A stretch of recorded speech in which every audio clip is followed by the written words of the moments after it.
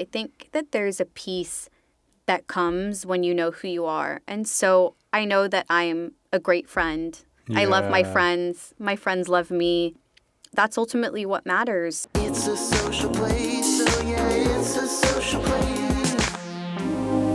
A social place. Yeah, let's do a little more volume. Welcome to A Social Place, brought to you by Ammolite Studios, a podcast focused on opening up the conversation around the creative industry, bringing on amazing people, amazing talents to talk about their process, their life, and all in between. My name's Emil Nava, music video director. My musical co-host, Alex Russock, on the ones and twos. Yeah. Welcome. How are you, Alex? Oh man, I am doing super good. I am hanging out this morning. Yeah, man. Here we are. Loving it. I'm so glad we're here today. Yeah. We have an amazing guest today. Oh yeah. Raquelle Stevens, longtime friend of mine. I've been on her podcast. She is a writer, producer. She is an extraordinary woman and she's doing such amazing things for the world. We're talking about some projects that we can do together in the non-profit space and the mental health awareness space. And she has a new book that she's coming on to talk to us about. Oh shit. She's also in a documentary at the moment that's getting a lot of heat online. So I think we're going to touch on that. Yeah. I think we're going to touch on a lot of things, you know, like when we did one together, we maybe chatted for an hour and that was very mental health focused. When I think today we're going to touch on everything, her favorite music videos, her life and career, her new book and everything in between. So, first up, a call sheet. A call sheet. For those of you that don't know, the call sheet is a document that basically maps out everyone who's on the crew for the shoot. So it goes out the night before. It's got everyone on it. It's got emails. You know, it's basically our way of seeing who's on the shoot. So we thought it'd be a fun segment and a fun way to bring on our guests. All right. Welcome. Thank you for having me. Thanks for coming. Raquelle, meet Alex. Alex, Raquelle. Hi, Alex. Nice to meet you. Alex is looking too cool. We like to just have musical interjections. Like I'd be like, how does Raquelle sound? What do you think Raquelle sounds like? Ooh. See? I love it. Wouldn't it be nice to have this in a day-to-day life? All day, you're yeah. just like chatting with a friend. It's like, Alex, I'm a little angry. How do I sound? It's so good. It's great. Yeah, Alex is full-time at Ammolite. He's a writer, editor. I actually edited Selena Gomez's video recently, the Rema song, Calm Down video. Amazing. You did, I loved that video. Yeah, I loved that crazy, video. And isn't that it? song. Charm did it. Alex edited it. That's such a small world. Everybody's connected, really. And but kind of through like this, because you introduced me to Charm. Yeah. We signed Charm. Charm met Alex through me. Yep. And then you were the spawn of him nexus. editing that. Yeah. Oh. It's so good. Well, welcome. Thank you. It's so good to be here. Yeah, really great. You know, I kind of teed it up a bit, you know, as you know, just trying to kind of set up this podcast really to just kind of open up the conversation with amazing people. You know, I think that the idea of like the people that are behind the scenes, not even being behind the scenes, but just we work on so many amazing things, right? And I feel like always on my, you know, Instagram, I'm getting asked questions like, how do you do it? How do you get into it? And, you know, I think one thing about yourself is you're doing a lot of different things, right? You're writing, producing, you've got the non-profit work. We did a podcast together. I mean, you're doing a lot of things, which is amazing. So how did we meet? I like to hear other people's POVs because sometimes you're like, oh, is that how we met? Well, we met through your partner, Christina. She was one of my first friends when I moved to LA, and her and I back in the day, we just had so much fun together. Like, she's the best. And then I remember you were doing one of Selena's music videos. Here it is. Yeah. Here it is. Okay, cool. Sounds good to put it out there. Yeah, so you did Selena's music video, and then we met there. And I remember I was like, you just had really good energy about you, and I liked you. You're real. I love that. And so I feel like you've always stayed true to who you are, and I love Christina, and so that's how we met. I thought we'd start with some icebreakers, you know? Love it. Just to get us going. What did you eat for breakfast? I had 2 sausages from Erewhon for breakfast. Wow. Interestingly enough, so I have low blood sugar, and so recently I was like, you know what, I need to take care of this, not ignore it. So what happens is hypoglycemia, so it will drop, and then all of a sudden I'll be starving, right? Mood change. So it doesn't need to get to that point. So I talked to a nutritionist, and she said you need to have a lot of protein. So in the morning, what I would do is everything wrong. I would like go and have my coffee. No food. Not eat till caffeine spike. Not eat till I got hungry. So I've just been trying to get better about being more diligent with my breakfast. We just spoke about that. We spoke about the fact that, like, I don't know, for me, setting up the day is so important. Like, if I don't set up right, you know, I'm off, I'm moody or whatever it is, you know, it's kind of hard to operate the rest of the day when you start. I think that's true for everything in life, right? Like how we start anything is it is important. true. Yeah. Set it up right. Yeah. What brings you joy? My relationships, so my friends and my family, people are what makes me happy, and Welcome to a social place. What's your favourite music video? We talk a lot about music videos, so I thought it would be a good little. That's a great question. My favourite music video. Mine's Justin Timberlake, Cry Me a River. Oh, that's a great video. I think it's just a perfect. I think it's like the perfect video. It's like they played with what was going on in the world. Yeah. It was beautiful. The dancing. It was just like everything, you know. The rain. Yeah. The rain. I mean, it was a beautiful. I think video. I was in Sweden a couple of months ago, and I couldn't sleep. And on the TV, they had it was all the like early 2000s music videos. So nostalgic. So I don't know if one's specifically coming to mind, but I think if I had to pick a certain time where the music videos were really on point, I feel like that was you had Britney Spears, you had Avril Lavigne, Missy Elliott, J-Lo. It was a time, and I was laying in bed. I'm like, every video that came on, I was like, this is great. Like, it was so cool. I remember I came to LA when I was like, it's the first time when I was like 19 or something, and I was, I was just getting around the city, and I met this guy in this club. I think it was what Bootsy Bellows is now. Okay. And I was like, oh, what do you do? And he's like, oh, I art direct the Missy Elliott videos. And I was like, wow, that was pretty cool. That's very cool. And then his car pulled up and it was a Range Rover, and it was right when Range Rover just came out. I said, that's my favourite car. And he just threw me the keys and said, you can drive it. No way. I didn't drive it. Like, I'm not going to risk that. Yeah. What about your favourite song of all time? Oh, wow. It's hard when it's of all time. Mm-hmm. I just love music so much. It's so hard for me to pick because it depends on my mood. I listen to a lot of worship music. My faith is a big part of my life. So I find that like those types of songs are like my number one. But then other times it depends on my mood. Like I can get into like a Bruce Springsteen vibe, that genre, or I love, the beautiful ballad Celine Dion, Adele. Love Celine Dion. And then, it just kind of depends on how I'm feeling. Even sometimes I'm like, I'm going to put on some Kenny G. I could get into a funny fact. I play golf with Kenny G. No way. I do. He's a member at where I play. And we just seem to play golf a lot. Well, his music is amazing. Have you watched the documentary?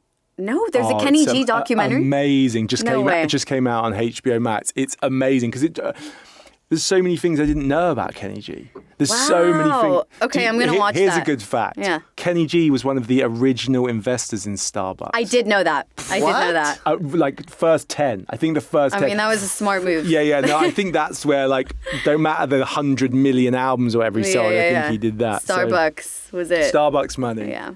So a big thing we want to do on this podcast is just talk about like people's journeys and how they kind of got into it and and how they succeeded and how they stayed in it, right? Because I think that like I get asked so much about like how you get into it. It's like, yeah, it's one thing getting into it. You know, a lot of people could open the door. You can get the door open. You could, that can happen. But then how do you stay in it? How do you create longevity? How do you actually like operate in this business? So that's such a good question. So I moved to LA when I was 18 with my family. I was in my first semester of college in Chicago and just went through a breakup, honestly, and my family was moving here and they said, do you want to move with us or do you want to stay? And it's like, I'm such a believer of everything happens for a reason. At the time I was so devastated, but like they pushed me to move to LA. And it's an amazing city, but I'm lonely, right? And I'm taking community college classes. I had done an internship in Chicago before I moved out here at a news station. So I thought maybe I was going to go the journalism route. I was always interested in people's stories. Knew actually that I wanted to be in the entertainment industry, but I thought maybe more the broadcast journalism route. So then the woman that I worked for at the news station connected me with my first job in LA, which had nothing to do with the news. I was managing this high-end art showroom in Beverly Hills and was kind of on that path. And so life was good. The city was good, but I was lonely. And I'm a social person. My friends are everything to me. And so I remember one day I was crying. I still remember it so clearly. I was driving down Highland and I prayed out loud. I said, God, if this is where I'm meant to be, I pray that I would make the best friends I've ever made in my entire life and that you would make it clear. And I'm going to give it a 1-year timeline. I said that out loud, or I'm going to go back to Chicago. I feel a lot of people don't know that about LA, how lonely it truly is. It's so lonely. And I think it's like any major, I don't want to say any major city, it's any city, but especially when you're in places like LA and New York and London, like it is. I think LA more than any of them. I agree. Because I grew up in New York and I found LA much and harder. I grew up in London. I think that there's something with LA with like the drive. Someone said to me, that LA's life by appointment, so unless that's a good way unless to you put have it, appointments. I've even felt lonely in LA when I've got like loads of things happening because there's something about you sit in your car so much and you're just in your head. I feel so much in LA. It's a good point because I think when you're in New York, you're in London, like you're walking down the street, you can go into a bar, you can go into a coffee shop, everybody's like friend, you kind of make friends with, especially in London. In England, you go into a pub, you're everyone's friend, 100%. And I think you have people just in so you're like, oh, look at that person. Oh, you're thinking outwardly. When in LA, I feel I just sit in my car and I just think about my life and my thing. And you just get I feel interest, like you just become a bit like, not self-obsessed, but it's just like, it's impossible to not think about your own life constantly. Yeah, it's a good point. So I prayed. I was like, if this is where I'm meant to be, I pray that I make the best friends I made in my life and make it clear, or I'm going back to Chicago.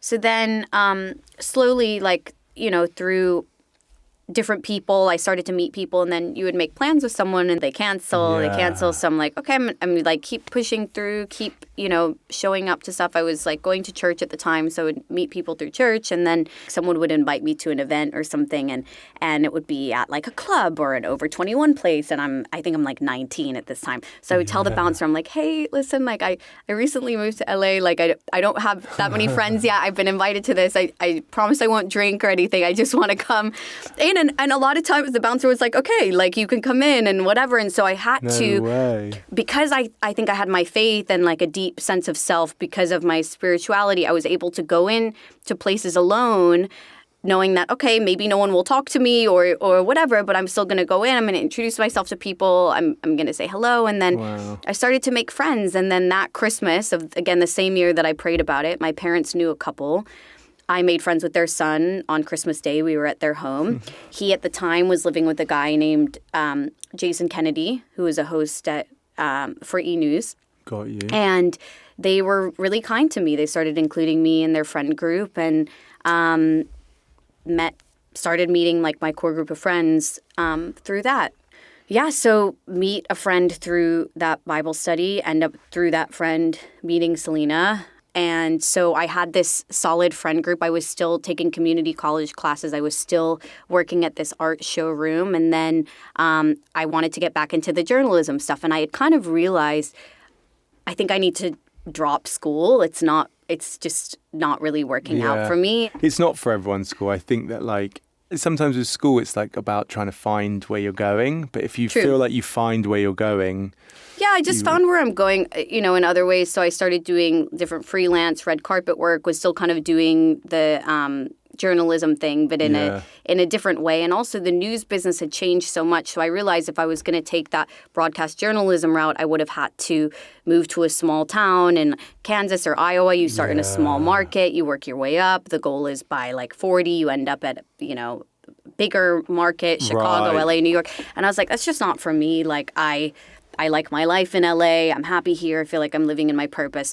So anyways, my path career-wise has been extremely unconventional. I've worked a million different jobs within the entertainment industry, stuff that was in my gifting, stuff that wasn't.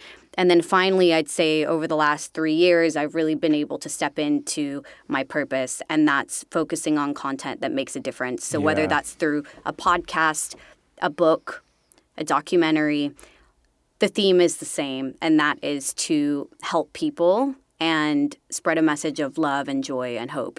And so it's a great way how to I've live. been able to maintain that and not lose myself within this industry comes from having a spiritual life. And I think that it doesn't just apply to entertainment. Anyone that's listening to this, whatever industry they're in, if you are not deeply rooted in something bigger than yourself, you will not be able to handle this life in an effective way, because life is hard and hard things happen and great things happen. But when the great things happen, you can't let it go to your head. And when the hard times come, you also can't let it get into your soul. And so I've been able to stay in this industry and stay grounded and stay rooted because I have a deep spirit life that is bigger than anything else. Wow, that was well said. Well said. I think that everyone's trying to find the higher meaning in it. Like, for me, I didn't really grow up with religion. I think that my dad was, my dad was my dad. We'll go on to my dad because I think this. I don't know if the people watch it, but he had bipolar and stuff. So he was a certain type of man. So he didn't fill me with a lot of faith, but he did fill me with a lot of spirituality and like the idea that there is a higher force and a bigger meaning. So it's very well and I said. want to say, too, I think spirituality looks different for everybody. Some people find that through religion. Some people find that through meditation. Yeah. But they're all paths to God. And 100%. I know that to be true because I have, in all my relationships, I have friends of different religions. I have friends with no religion, and we have a deep spiritual connection. And so I think there's many paths to finding that. I like that. I do like that because I definitely feel as you get older, you're trying to find your spirituality. Do you know what I mean? Mine, I think, at the moment is meditation. I feel like... Yeah. You going into the ocean, too, there's something really that connects you. I feel that when I'm, like, deep in nature, That's so true. Well, nature is God, ultimately, right? Absolutely. Nature is something bigger than ourselves. And so I feel the same way. 100%. That's what was crazy about my dad. Like, he was obsessed with nature. Yeah. And he would say he was an atheist. He would outwardly be like, I'm an atheist. I don't believe... Like, he would get kind of angry if about in the conversation, but funnily enough, he was obsessed with nature. So tell us, I mean, the big one is you've just written a book. Yes. I've written a book with my close friend Tanya Rad. When I was talking about friendship, she actually was one of my first friends in LA, and her and I have both been a great place of support for each other. And it will be 2 years in January when the book comes out. So and big journey then. And she just called me. She had been working on a different kind of book and wanted to actually... It was a book about dating, and she was like, it was during the pandemic and everything, and she had said how much her devotional book had been helping her, and she's like, would you want to partner on this and do it together? And I was like, absolutely, like I'm all in. And so writing a book gave me, first of all, so much respect for authors because it's very hard to write a book. And this isn't even a novel or anything. This is it's a devotional book. So it's it's called The Sunshine Mind, 100 Days to Finding the Hope and Joy You Want. Tanya and I had to really dig deep and we use personal examples from our own life. And so I think, being vulnerable is hard. We're living in this time where people are really struggling to have a healthy sense of self. Yeah. There's so much bullying online, whether TikTok, Instagram, Snapchat, all of these things that we're all on, right? So my hope with this book was that Tanya and I could impart and share the things that we've learned in our own life to help others maintain a healthy sense of self in this kind of tough world that we live in. And that's why we called it the Sunshine Mind, because I think that there is darkness in this world, but there's so much more light.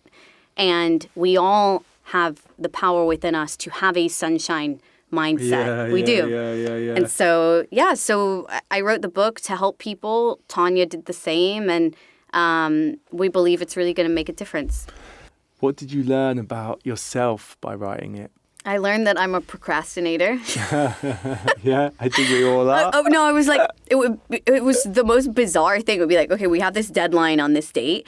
And I literally, what I had weeks to accomplish, I would get more done in 3 days than weeks. So that's something maybe a little more surface that I learned. I was like, I don't even think it's necessarily a bad thing. I just am like, wow, definitely a procrastinator. Everything that I've been through, and I was like kind of digging deep and like writing about the stuff that was hard for me in certain times of my life, I guess I learned that it really happened for a reason. I mean, the fact that I'm sitting there writing this book that really happened very organically. Tanya came to me. We end up getting a book deal, which actually is like really difficult to get. Sure. I was like, this is for a reason and this is for a purpose. And that kind of really was a cool moment to have of like, okay, the pain, the hard stuff, it was meant to be, because now I'm able to share that and help others maybe overcome some of the same things. Yeah, that's kind of my next question, I guess. What do you hope people get out of the book?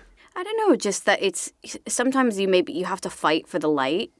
Yeah. But it's possible and it's worth it, because what's on the other side of our fears, what's on the other side of our pain is peace, is freedom. Mm-hmm. And so I hope that when people read the personal examples from Tanya, and I hope when they read the scriptures, I hope when they read the interpretations of the scriptures and practice some of the challenges that we put in there. Every day ends with a challenge or with a prayer. Got you. I hope that they start to see some change in their life. I hope that they start to see more light. I hope that they stop taking, certain things that might be hard or like a mean comment on social media. I hope they stop taking it personally, and that they really just kind of step into the light. Amazingly well said. One thing I wanted to ask you about, which is something that, I have experienced, I guess, my whole career and just, I know obviously you're very close with Selena and stuff, but the idea of like having a famous friend, and what that means. Like, I feel like I've experienced fame, but from right next to it, but not actually the fame. Yeah. Fame used to be kind of like a distant thing, right? Like you'd have movie stars, you'd have pop stars, but it didn't really feel mainstream. It was something that kind of existed in magazines. And then now with TikTok, with Instagram, with all this stuff, with reality TV, you've got a lot more people that can access a certain level of fame. And so I think even more so people are striving for this and thinking, if I had that, then I would be happy. And I think what's been so interesting for me being around, people in the spotlight is knowing that fame and success and all of that does not lead to happiness. 100%. Happiness comes from having a deep sense of self. And there are so many challenges that come with being famous. So I've been able to see that up close. It's can be hard in a lot of ways, because you're this person that is subject to opinions on absolutely every area of your life. And so I actually have so much love and compassion for people that are in the spotlight, because it's not easy, I agree for sure. So for me, I think it's just helped me to see up close that's not, what necessarily leads to happiness, even though a lot of people think it is. And there's nothing wrong with fame or with success if you're deeply rooted. For me, it's just I also see people as people, and so I think that's helped me as well, be around people in the spotlight, is that at the end of the day, like, we're all human. And so treating people as humans and not treating anybody differently because they're more known or less known. It's just treating everybody the same and showing everyone the same amount of love, the same amount of honesty, and respect. Yesterday, I was gathering some questions just for today to answer, just for myself. And one of the questions was like, how do you deal with like a celebrity on set? And I'm like, I really try and, like you said, just treat everyone the same. I just think that ultimately we are just all people. Yeah, and we all have all of our paths are different. So sometimes we all have different sets of responsibilities, or like, I think it's amazing to admire people who have achieved, maybe the height of success. That's incredible. That's really hard to do. And I think that you can admire that in people. But I think any time that you are, putting people on a pedestal, it's not healthy, No, I agree. And I think you're totally right in the fact that you can look up to these people and think they've got everything. Yeah. But really,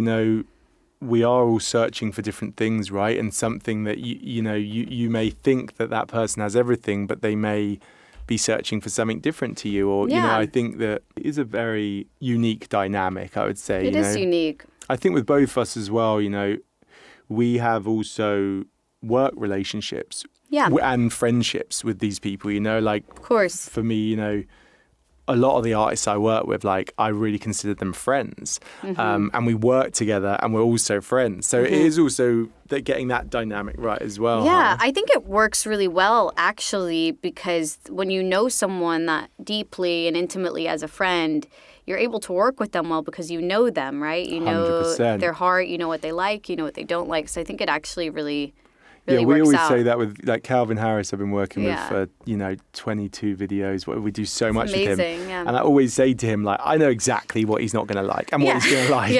And and I think that when you create that shared taste with someone and that shared like vision, which I guess moves me on to my other question. From your point of view, recently you've been in a big documentary, you're in it and you produce it, right? So just tell us a bit about, and just honestly, it's been I've seen a lot of stuff on social media, and classic. It's just social media. I mean, I think that just from my point of view, it's like so tough when you're making your inner documentary to create a certain narrative. It's 90 minutes. There's certain things you're trying to say within it. Yeah. I mean, what was your... Well, I think it's exactly what you said. In 90 minutes, you're seeing a glimpse into someone's life. And we felt like with this documentary, it was really important to show, a real friendship. And so Selena and I have been friends for the last decade because we're real and honest with each other. And I think sometimes it's hard because when people are watching something, you're seeing a glimpse into someone's life and not necessarily the full picture. So we have so many moments, like any real friendship, right? You laugh together, you cry together, you have real honest moments together. And I think, given that this documentary was a lot about her mental health journey, we felt like it was important to show the realness in our friendship and the honesty, which is how, in both ways, she's helped me, I've helped her grow through being honest and truthful with each other, and so I feel like that was shown in the documentary. And of course, anytime you put something out, you're subject to the opinion of a lot of people. And of course, people said, I read some things that people said, and it was heartbreaking to see because it's not true. We have a beautiful, amazing, real, honest friendship. And so that's what I found so hard to see, like from my POV, you are an amazing friend, right? And I think that when you give so much to someone as a friend and a friend to someone who's in the spotlight, right? Like there's an element that you give so much to all your friends, right? You just and you give them everything, and for people like that's what I get so frustrated with social media because I just think it's full of opinions. It's full of what people like to think that they're. I just think that like. I don't know. I get frustrated because I just think it's a negative place. I think to go back to what we were talking about spirituality, I think that there's a peace that comes when you know who you are. And so I know that I'm a great friend. I love my friends. My friends love me. I know who I am, and I know the kind of friend that I am, and I love my friends, and they love me. And I think that that's ultimately what matters. It is hard to watch. It's hard to see. Anytime you do anything in life, you're always going to be subject to opinions of other people. But that's okay. It's okay. It's part of life, and it's part of being vulnerable. And, my hope with this was that it came across as honest and real. And that's the kind of friendship that we have. And if people took it another way, then there's nothing I can do about that. Would love to just touch on a bit of, the work you're doing kind of in the philanthropy space. Yeah. Because I think that you're doing such amazing things there. And we obviously talk a lot about how can we change the world in a way that feels authentic to us, right? Because I think that we're from a new generation that, I don't know, when I look at the non-profit space or, the charity space, I think it can mean a lot of different things. What's your approach to kind of working with in this world? So first I have a podcast. It's called Giving Back Generation, where I share people's stories. So I talk to people that I admire and that are making a difference in their life. So that's one way for me of sharing is sharing other people's stories and amplifying what they do. I do a lot of volunteer work. I've done volunteer work with the Ryan Seacrest Foundation. They have studios in children's hospitals where kids can come and kind of host their own radio show or do stuff. So I've done a lot of work with them. I've worked with different homeless organizations to help. Tanya and I also have done this together where we'll make lunch bags and pass them out. My friend AJ Rellan has an amazing organization called #LunchBag. Amazing. So work with him, but a bunch of things. It's really whatever comes my way. But like aside from organizations, a lot of my life when we talk about giving and doing stuff that's not, it's just out of your heart. It's not a job. It's giving. A lot of that is within my friendships. So I truly love being a friend and being a support to people. And I think that means like going out of your way for a friend, whatever their needs are. Everyone's needs are different at different times. But a lot of my free time is spent being there for my friends. And and I love that. It's so fulfilling to me. And yeah. Yeah, no, exactly. I think we touched on it earlier. I do really believe that when you're doing stuff for other people, it is the truest form of happiness, I really do. It's the only way to be happy is to live a life of service, of serving others, whatever you do, whatever your gifts and talents are, whatever people are in your life. It's to give. That's the way to be happy.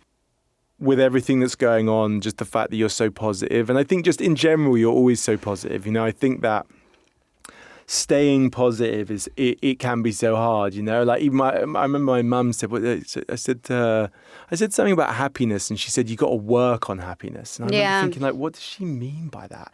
But I totally see now is like you can't just expect to be happy. You really have to do the things that, like you say, like buy someone a coffee in the line, like jump in the ocean, like spend time with friends. Like you have to really work. You have to get it. outside of self. Yeah. I think it's getting outside of yourself. And that's why I've talked so much in this podcast about having a spiritual life. Because when you have a spiritual life, you're focused on what's bigger than you. Nature, it's bigger than us. 100%. Like a higher power, it's bigger than us. And I think when we get outside of ourselves, that's when we are in flow. I agree. Our life, and I think maybe for the simplest thing that anyone who's listening, could do right now is walk out to the nature, innit? Walk out to the forest, walk out to the beach, walk out to a field, like wherever it is, walk outside. Get out there. Get out there. All right, out Alex, there. play us out. Play us out.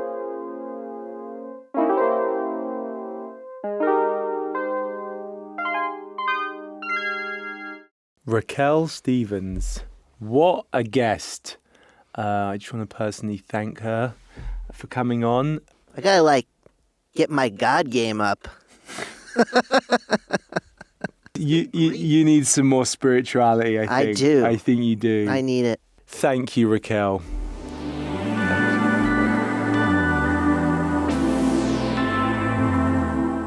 Listeners' questions. What a great little segment. Been doing it so long, it feels. It's great to have people ask you, things that they're looking to know more about. Obviously, it's just my perspective, but glad to give some insight, What film or TV show do I wish that I've directed? I love the movie Taxi Driver.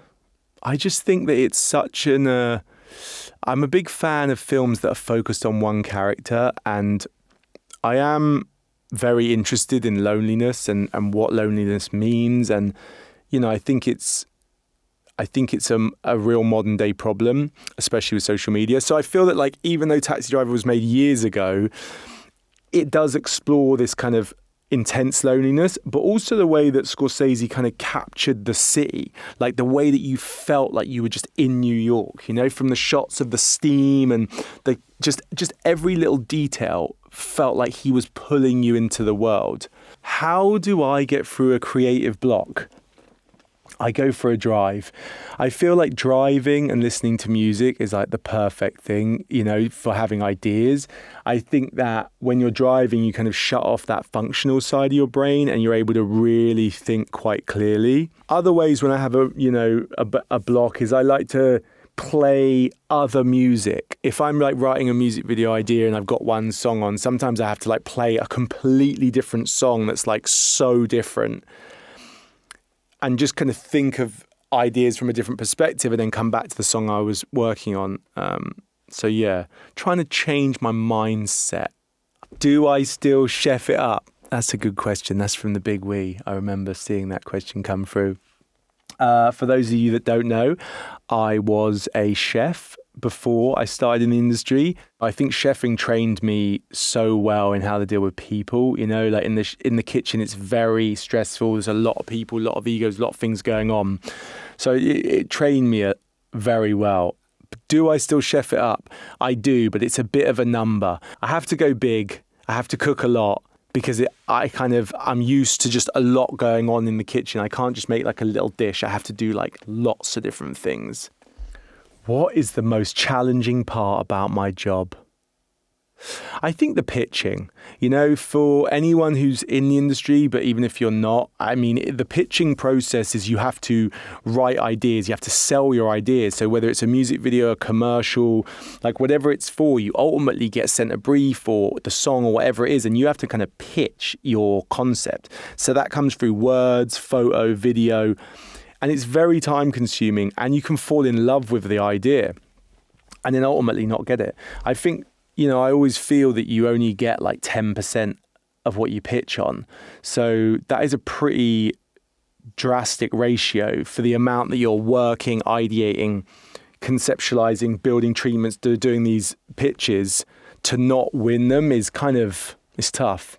And it's hard to kind of lose, like here you lost one and kind of get back on the horse and just be like, nah, it's not. Because it can feel like a real reflection of yourself and it can feel like you're rejected, you got the no, so yeah, I think the pitching process is tough. What was the spark that made me love the industry? I think the excitement of being on set, just when all those people come together to create this one thing. I remember it right when I started, and I got it the other day on the Justin Timberlake Romeo Santos video, where I was just like, isn't it amazing that all these people with completely different disciplines, completely different ideologies, thought processes, inspirations can all come together and try and create this like vision around this singular moment. So I think, like bringing people together to create is very special. Top 5 of the week. I want to start off by shouting out the Ammolite team. They're at the top of my top 5 of the week. I just love everyone at Ammolite, and I'm just so blessed to have such amazing people. We've got a new member who started this week who is amazing. And yeah, I just, as a company, we have a lot thrown at us, a lot changes. It's very fast paced. It's stressful. It's all these things. And, we all come together and kind of create these amazing things. And I'm just so proud and thankful for everyone, and just amazing to watch everyone on their own endeavors. And yeah. My next one is swimming. I know I talk a lot about the ocean and stuff, but I don't actually swim in the ocean. I dunk in the ocean because it's so cold. Oh. But this week I've started swimming. I go to a local swimming pool. I do a lot of lengths. Nice.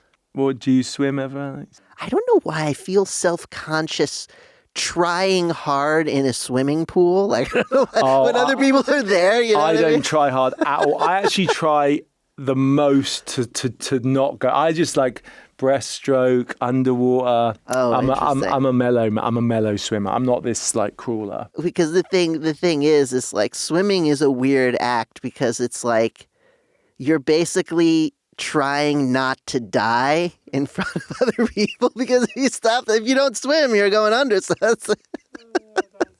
that's embarrassing. It's good. It's like, don't mind me, almost dead, I'm but just not. here trying not to die. Right. Well, that's a great segue into my next one. Oh, wow. Raisins. Whoa. I'm banging to raisins this week. Me too. I love them. They're so good, you know. They're just like, they're a great snack. They're small. They're nimble. You know, you can get them in the little boxes, so you just have a little box, or you can get the big tub. Mm-hmm. It's funny how, I think about this with French fries, chips, where I'm from, is that when you have one from someone else or from a small packet, it's very different to when you have the whole lot. Yeah. And I feel like that with raisins. I like to take the little boxes and just take a few.